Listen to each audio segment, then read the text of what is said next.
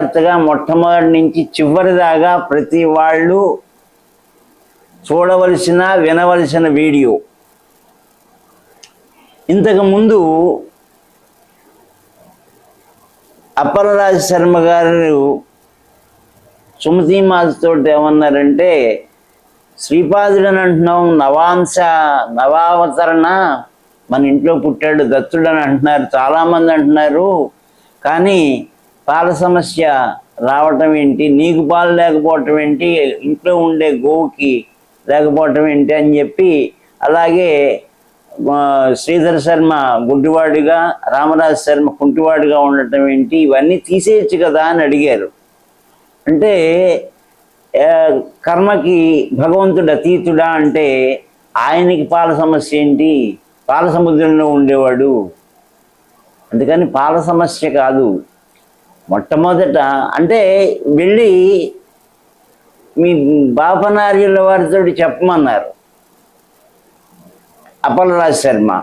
అక్కడికి వెళ్ళి పరిస్థితి అంతా చెప్పింది, పాల సమస్య ఏర్పడింది, ఇదేంటి ఆయన ఎలా అడుగుతున్నారు అని బాపనార్యుల వారితో సుమతి మాత చెబితే, అప్పుడు ఆయన ఏమన్నారంటే, సమస్య సృష్టించడంలో శ్రీపాదుల వారు ఎంత సమర్థులో, ఆ చిక్కుముడిని తీయటంలో కూడా అంత సమర్థులు. అందుకని ఈ పాల సమస్య, ఈ సమస్యలు సృష్టించి ఈ సమస్యల నుంచి తీసేయమన్నప్పుడు ఏమవుతుందంటే, తీసేసిన వెంటనే ఆయన మన ఇంట్లో ఉండరు, ఈ జగత్తును ఉద్ధరించడానికి బయటికి వెళ్ళిపోతాడు. అందుకని అటువంటి కోరికలు కోరద్దు అని చెప్పి శ్రీధర శర్మ గారు అది బాపనార్యుల వారు సుమతి మాతతోటి చెప్పటం అనేది జరుగుతుంది. ఇప్పుడు శ్రీపాదుడి యొక్క విశిష్టత ఏంటి అంటే, పూర్వకాలం దేవదత్తుడు అనేవాడు ఉండేవాడు. ఆ దేవదత్తుడు దత్తాత్రేయుడి యొక్క పరమ భక్తుడు, నిత్యం ఆయన నామస్మరణలో, ఆయన ధ్యానంలోనే ఉండేవాడు, ఎవరితోటి మాట్లాడేవాడు కాడు.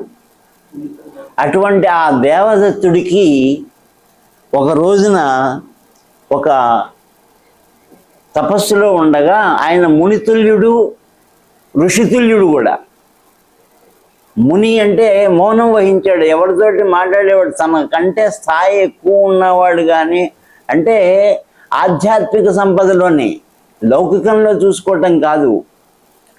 అందుకని అటువంటి వ్యక్తితోటి మాట్లాడేవారు, తపశ్శక్తి సంపన్నుడై ఉంటే కనుక